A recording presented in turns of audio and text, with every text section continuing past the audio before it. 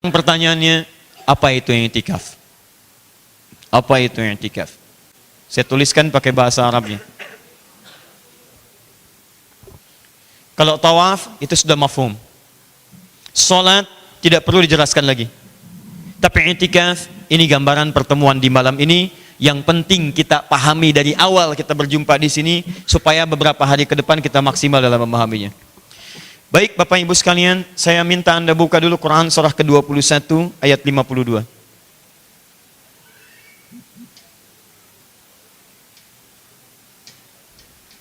Al-Anbiya ayat ke-52. Idh qala Ibrahimu li abihi wa qaumihi ma hadhihi at-tamathilu allati antum laha aakifun. Ada ayatnya? Baik. Sekarang perhatikan baik-baik. Fokus ya, karena saya tidak akan pernah berulang dalam menjelaskan ini. Kata i'tikaf seperti ini. Ada alif lamnya, al-i'tikaf. Perhatikan. Asal katanya ini berasal dari kata akafa, ain, kaf, kemudian fa. Akafa, ain, kaf, fa. Apa artinya akafa? Akafa itu artinya asal katanya fokus terhadap sesuatu yang saking fokusnya sulit untuk dipalingkan.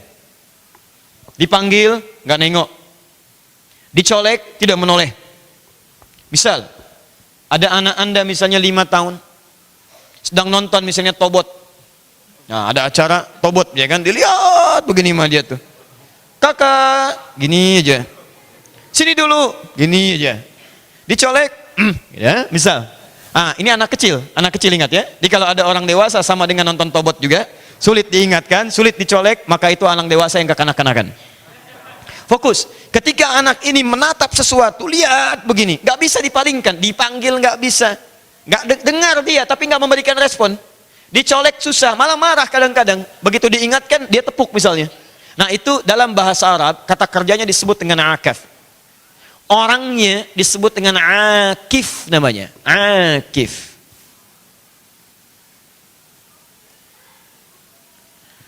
Kalau orangnya banyak, bukan cuma 1-2 orang, maka tambahkan waw dan nun di ujungnya. Akifuna. Plus waw dan nun. Muslim 1 orang, kalau banyak muslimun. Mukmin 1 orang, kalau banyak shaim 1 orang, kalau banyak shaimun. Nah sekarang akif 1 orang, kalau banyak akifun. Di zaman Nabi Ibrahim alaihissalam banyak orang pada saat itu, bahkan kaumnya Nabi Ibrahim itu begitu fokus dengan berhala. Berhala, tamathil. Mereka membuat berhala-berhala yang uniknya dibikin sendiri. Anda bayangkan nggak? Bikin sendiri, bahannya nyari sendiri, gitu kan? Kemudian diutak-atik sendiri, dipukulin sendiri, dipotong-potong sendiri, didesain sendiri. Begitu sudah jadi, disembah jadi Tuhan. Dan hebatnya, begitu Nabi Ibrahim iseng-iseng kemudian lewat, nanya, itu nggak dipedulikan, saking fokusnya dengan itu semua. Fokus. Begitu fokus, minta ini, minta itu. Dipanggil Nabi Ibrahim, ngapain? Fokus, gak jawab. Diingatkan Nabi Ibrahim, marah-marah. Yang 1 kali diberikan pelajaran oleh beliau, sampai herannya beliau katakan, ma hadhi tamathilul lati antum laha akifun. Apa sih kemampuan patung-patung ini yang kalian ketika saya panggil gak bisa noleh, ketika saya ingatkan malah marah-marah. Kalian begitu fokus kepada itu, diajak bicara gak jawab, minta juga gak ngasih. Diberikan pelajaran oleh beliau 1 kali ketika mereka tidak ada di tempat ibadahnya pada saat itu, maka beliau bawa kapak, iseng-iseng dihancurkan semua patungnya kecuali yang besar 1. Begitu sudah selesai, dikalungkan kapaknya pada yang besar itu. Pergi kemudian meninggalkan tempat itu. Apa yang terjadi? Orang mulai heboh. Tuhan kita hancur. Tuhan kita, Masya Allah. Ngajak kita lagi. Kan? Tuhan kita hancur, katanya, bermasalah ini. Murka kemudian rajanya mengatakan, siapa yang berbuat ini? Beberapa orang mengatakan yang sering iseng-iseng menyoal kita, seorang pemuda. Namanya Ibrahim, yuqalu Ibrahim. Datangkan ke sini. Begitu datang, apakah kamu yang berbuat ini semua kepada Tuhan kami Ibrahim? Kamu yang hancurkan ini. Kata Ibrahim, tanyain aja sama yang gede, kan dia yang pakai kapak. Apa jawab mereka? Apa kamu gila? Bagaimana kami bisa kemudian bertanya pada sesuatu yang tidak bisa menjawab? Maka Ibrahim membalikan kalimat itu. Lantas apa yang kalian lakukan selama ini? Menyembah sesuatu yang belum bisa jawab. Ngasih nggak bisa, jangankan bela kamu, bela diri dia aja nggak bisa. Marahlah mereka, kemudian kumpulkan semuanya, masyarakat, kita akan berikan pelajaran pada orang ini. Kumpulkan semuanya, bakar orang ini. Bakar orang ini. Nah, singkatnya tidak berhenti kisah sampai situ, kita mengetahui sampai diselamatkan. Tapi poinnya adalah, ada orang-orang yang dalam kehidupan, saking fokusnya dalam urusan-urusan dunianya, bahkan tega memalingkan dirinya dari Allah Subhanahu wa Ta'ala, sampai-sampai ketika diingatkan, dia bisa marah. Marah, Pak. Dan sulit, dipanggil, susah. Diingatkan, sulit. Diajak, malah mengejek. Mending masih mengejek, kadang-kadang bukan cuma mencela, mengajak berkelahi. Dan seterusnya. Dan kalimatnya adalah ini yang paling indah. Ketika di zaman Nabi Ibrahim alaihissalam, itu kalimatnya menggunakan tamathil. Tamathil. Tamathil itu kalau sekarang patung-patung. Tapi ingat, itu contoh. Dalam kaidah, satu kaidah ilmu tafsir, kalau kita ingin mengambil satu sifat dari keadaan, kaidahnya berbunyi, al-ibratu bi'umumil lafzi, la bi khususis sababi. Kalau Anda mendengar satu peristiwa disebutkan dalam Al-Quran atau dalam hadis, maka kaidah menyebutkan, jangan batasi pada contohnya, tapi lihat keumuman lafadznya. Keumuman lafadz di ayat ini tidak sekedar menunjuk kepada bentuk patung saja, tapi segala jenis yang menjadikan kita fokus kepadanya sehingga menyimpang dari ketentuan Allah Subhanahu wa Ta'ala. Silahkan cek teman-teman sekalian, zaman Nabi Musa alaihissalam, akifnya bukan kepada patung-patung buatan di zaman Nabi Ibrahim lagi. Bukan yang dari kayu, bukan yang dari batu, langsung bikin tiruan sapi. Quran surah 7 ayat 138.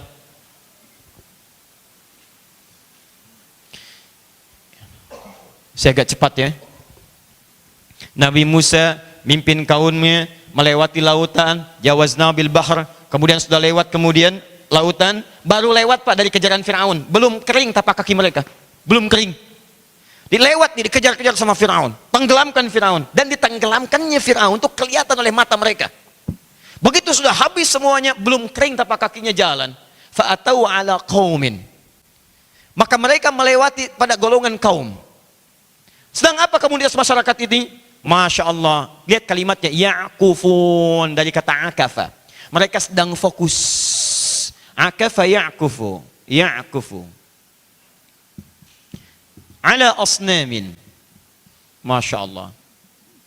Yang tadi tamathil, jamak dari timthal, sekarang berubah jadi asnam, jamak dari kata sonam. Apa itu sonam? Sonam itu modifikasi, ya, patung-patung yang dibuat dari bahan-bahannya kayu.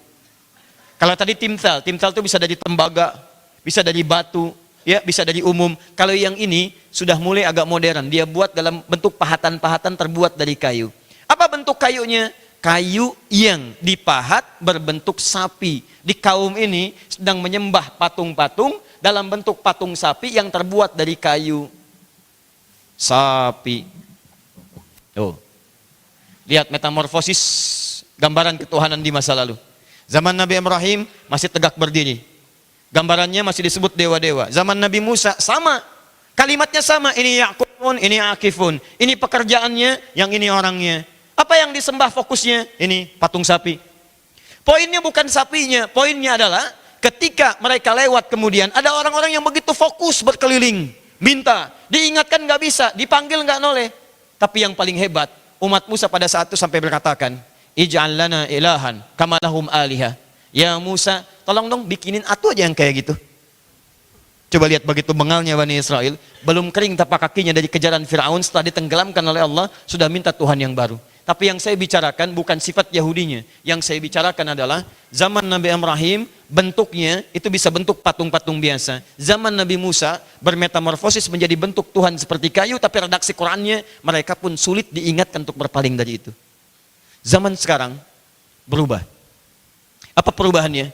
Maaf, sekarang banyak orang menjadikan berhala-berhalanya berubah bukan sekedar patung lagi. Ada uang, materi.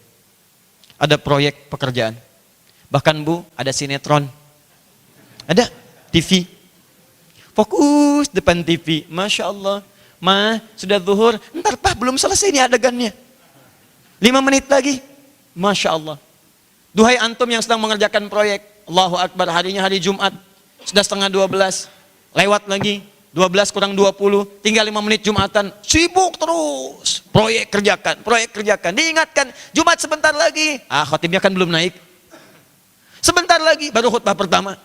Sebentar lagi, sholatnya belum dimulai. Begitu datang bubar Jumatan. Berapa kali antum dalam hidup terlalu fokus kepada urusan duniawi sehingga sulit diingatkan untuk mendekat kepada Allah Subhanahu wa taala. Berubah kemudian patung tadi, berubah sesembahan tadi, fokus seseorang sekarang menjelma bukan pada urusan patung-patung yang disembah, bahkan aspek-aspek keduniaan yang memalingkan kita dari ketaatan kepada Allah Subhanahu wa taala. Dan inilah membuat tabiat manusia menjadi aneh. Anda kalau butuh uang, Anda mau pinjam kepada siapa? Yang punya uang. Kalau perlu kendaraan, perginya kemana? Yang punya mobil. Kalau Anda perlu komunikasi, perginya kemana? Yang punya telepon. Yang punya segalanya Allah Subhanahu wa ta'ala. Ini aneh manusia. Dipanggil oleh Allah, Allah yang punya pengetahuan, Allah yang punya rizki, Allah yang punya kemudahan. Aneh luar biasa sifat manusia. Bisa diminta, dipanggil oleh Allah, diingatkan untuk kembali untuk mendapatkan segala kemudahan, tapi bisa fokus pada sesuatu yang berpaling dari kemudahan yang dimaksudkan.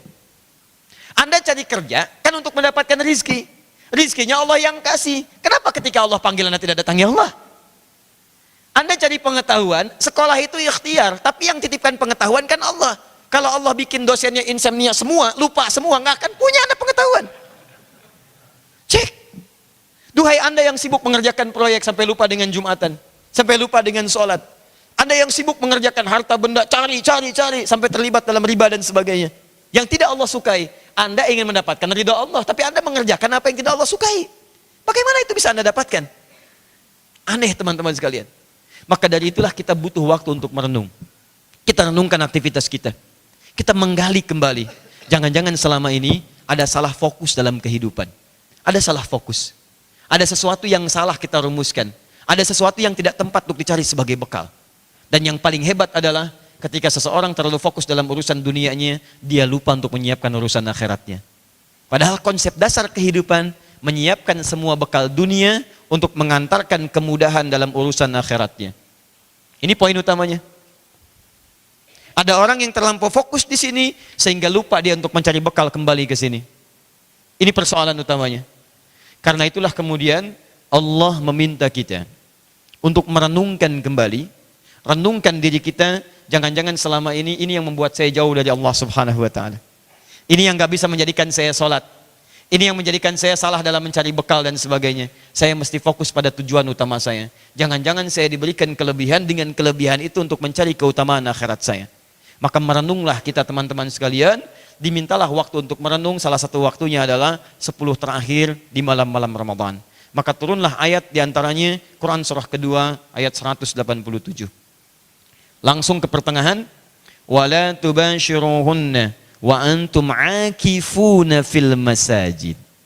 Ini ayat tentang puasa. Fokus. Masih ingat tadi kalau i'tikaf dilakukan di mana? Masjid. Turun ayat, ayatnya paket Ramadan, langsung menyampaikan kepada kita wala tubashiruhunna. Janganlah suami istri itu bergaul. Wa antum aakifuna fil masajid. Sementara Anda sedang punya program i'tikaf di masjid. Saat menyebutkan kalimat itu menggunakan kalimat akifuna. Masih ingat? Akifun dari kata akaf. Orangnya akif. Ditambah waw dan nun, akifuna. Di mana? Fil masajid, di masjid. Sedangkan kalian sedang fokus. Fokus merenung, fokus menata diri, fokus menyiapkan diri untuk jadi lebih baik. Fokus untuk menyiapkan kehidupan kita kembali pada Allah Subhanahu wa ta'ala.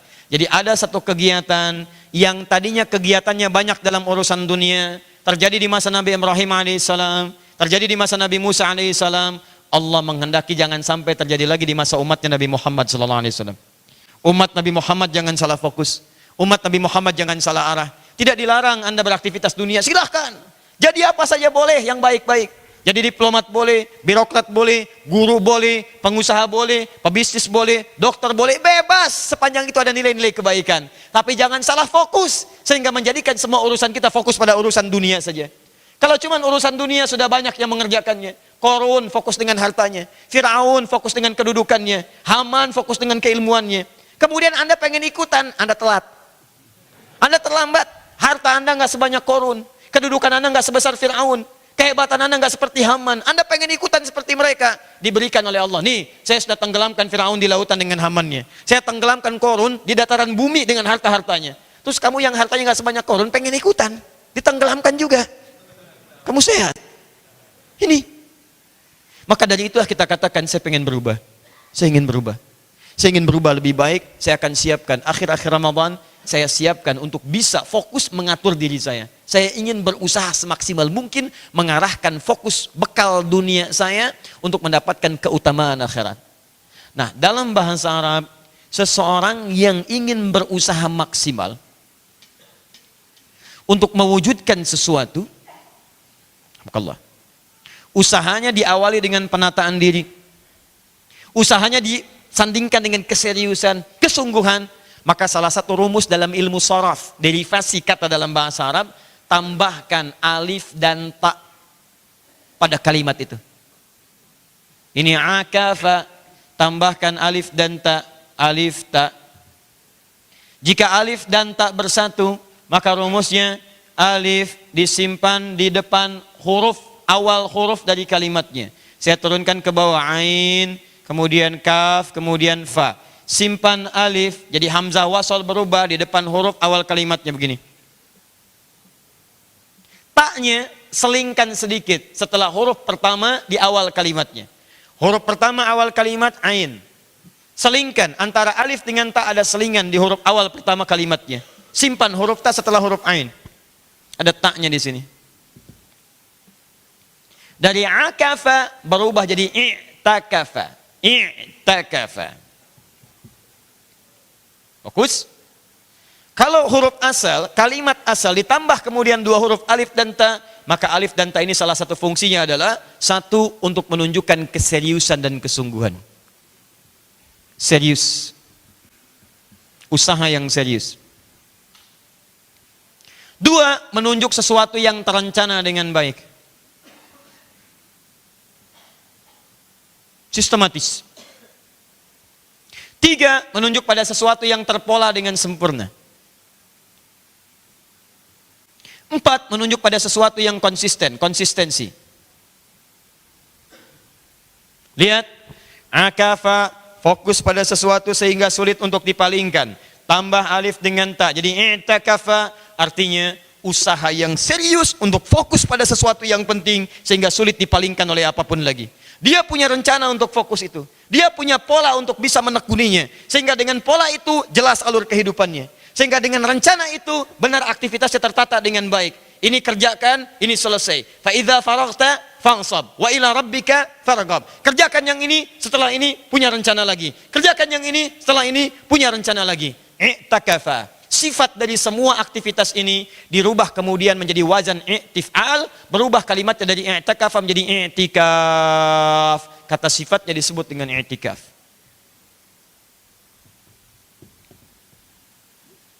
Kalau diartikan oleh kita, kalimat singkatnya, i'tikaf itu adalah satu keadaan, gambaran dari keseriusan seorang hamba untuk menata dirinya dan membuat pola alur kehidupannya sehingga bisa fokus pada apa yang diridhoi oleh Allah Subhanahu wa taala. Karena itulah ketika Anda ingin datang ke tempat ini, ke rumah Allah Subhanahu wa taala untuk menunaikan i'tikaf, maka ketahuilah teman-teman sekalian, Anda sedang dihadapkan pada proyek besar dalam bulan Ramadan, yaitu proyek yang akan mengubah alur kehidupan Anda setelah Anda lulus dari program i'tikaf ini. Apa di antara goal, hasil yang paling penting adalah Anda lebih dekat dengan Allah Subhanahu wa taala dan sudah memiliki pola-pola rencana kehidupan setelah lulus dari program i'tikaf ini.